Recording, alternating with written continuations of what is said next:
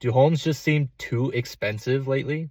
Well, this is what it actually takes to get a lower price when you're buying a home. Now, everybody knows that affordability is super low. And so a lot of people are looking and trying to figure out, okay, how much less do I need to offer to keep my monthly payments affordable? How do I get these lower offers? Because they're asking for maybe 500,000, but I can only afford 450. So is it worth taking your time to go look at that home, to go try to negotiate with them and get them to bring the price down to where you can afford it? Now, if you're thinking about making low offers, there are risks with that. There is buyer competition. You might go make an offer, but then another buyer might come in and be able to pay more money. You're going to lose in that situation. So there are risks to it, but especially in the wintertime, competition is generally lower. There's less people looking to buy houses in the wintertime.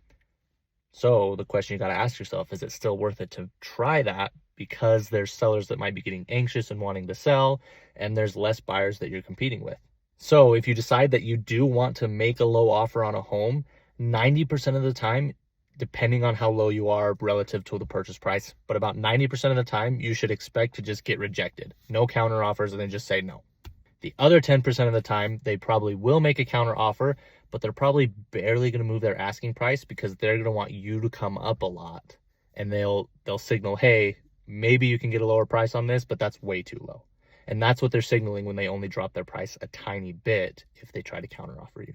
So is it possible to get homes under contract for less than what they're asking and significantly less than what they're asking? Yes, it's possible, but it's going to take you about 10 times longer, maybe even more than that, to be able to actually get a home under contract for significantly lower than their asking price. And another thing to remember is if you are looking for a home to live in, not an investment property, but a home for you to live in, you got to actually love the house that you're going to buy. You shouldn't settle for something just because it's a good price. You're going to be living in there. You need to love it. And one thing I think a lot of people overlook, especially first-time home buyers, because I work with a lot of first-time home buyers, they think that as long as it's within their price, they will love it.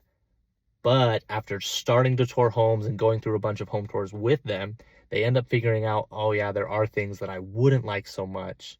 Just because it's a good price doesn't mean it's a good place for you to live. And one last thing, depending on the price point that you're looking in and how much you're trying to get them down from their asking price, you might only save $100, $200 per month on your monthly payment, but you're trying to ask for $30,000, $40,000 off the price of the home.